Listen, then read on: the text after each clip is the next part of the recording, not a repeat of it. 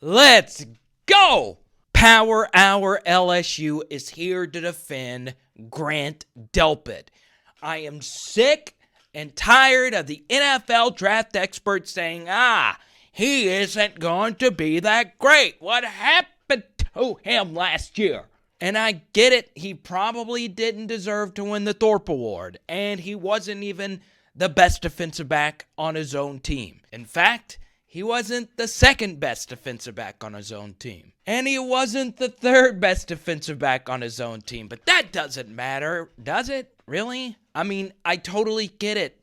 People saw Grant Delpit last year miss a lot of tackles because in the NFL, you have to make tackles. In fact, at any level, the most important thing you do as a safety is tackle. You are the last line of defense. I will defend him for this. If you were like him and you would have known that you would have been a first-round pick in last year's NFL draft, in the back of your head, you're like, I might get injured on this play. And whenever you play tentative or whenever you play with that doubt in your mind, that does affect you as a player. And don't forget, Grant Delpit got an ankle injury early last year, which was nagging him. And on top of that, Grant Delpit was playing a new role. He played more free safety, center field, whereas the years before, he played more downhill and in the box. And because of that, we saw Jacoby Stevens' production go up as a 3-time SEC Defensive Player of the Week, and we saw Grant Delpit struggle. So he had a new role, and he was injured. And in the back of his mind, he knows that any tackle could end his chances of being a first-round NFL draft pick. And whether or not you believe prospects think about that, they do. It's human nature. You can't really blame them. So I expect nothing less than Grant Delpit being who he really is. An explosive, sideline to sideline, center field, to being a really good pass rusher safety. Yes, legit. He can pick up sacks like no other defensive back I've ever seen. So whichever NFL team is lucky enough to draft Grant Delpit late in the first round, you are getting a steal.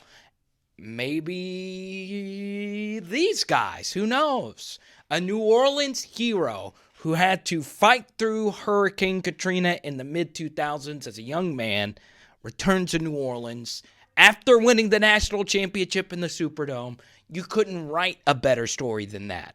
Wherever he goes, that NFL team is getting Derwin James 2.0, a freakish athlete. Now, the NFL draft process is weird, so I want to talk about one more Tiger that nobody's talking about. Because let's be honest, there's enough info on all the first-round Tigers. K'Lavon Chaisson, Kristian, Fulton, and Patrick Queen are all defensive players I have some worries about, but I do believe all three will be in the first or second round. We've already done a video about Clyde Edwards-Helaire. That is episode number 2, so check that out. I believe he is the best player to produce from year 1. And Justin Jefferson is another Tiger. I think he could slip out of the first round simply because it is such a heavy wide receiver draft. But I do think he ends up being a really good pro. And I don't know if I'm missing anybody else. Any other first-round Tigers I've yet to mention? But to end this video, I think this young man will be a 6-year pro. Now, I don't know if he's going to be a Pro Bowler. I don't know if he's even going to be a starter.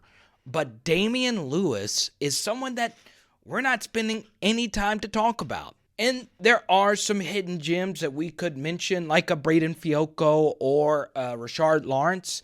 Maybe even Stephon Sullivan, who didn't get to play that much because of the new LSU offense and the emergence of Thaddeus Moss, who is another player we could spend some time talking about. But Damien Lewis, I know some of you might not even remember the name because he is a right guard, an offensive guard that could potentially also play left guard.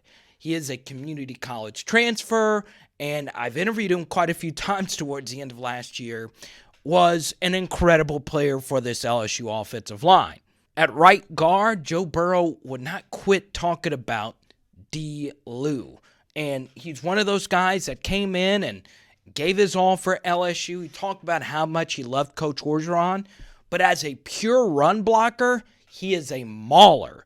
He knows how to block from every which direction. Good at double teams and also good in pass protection in man-to-man situations where he's got to block a 3 technique, which is the outside shoulder of the guard, which is boring football jargon. But you get it.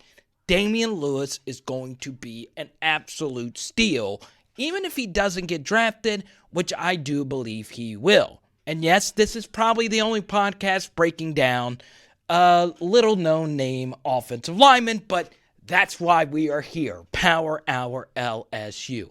Thank you guys so much. Thanks for your likes and subscriptions and all that good stuff. I want to shout out our buddy Glenn out in Homa, who sent me a photo of him watching on YouTube. I appreciate you, Glenn. Don't forget to subscribe. Podbean, baby. Instagram, baby. But our creme de la creme is YouTube. Subscribe there. And let me know what you think about Grant Delpit and Damien Lewis in the comment section. And if you're listening on audio, get on over to YouTube and subscribe. It's Power Hour LSU. Boom!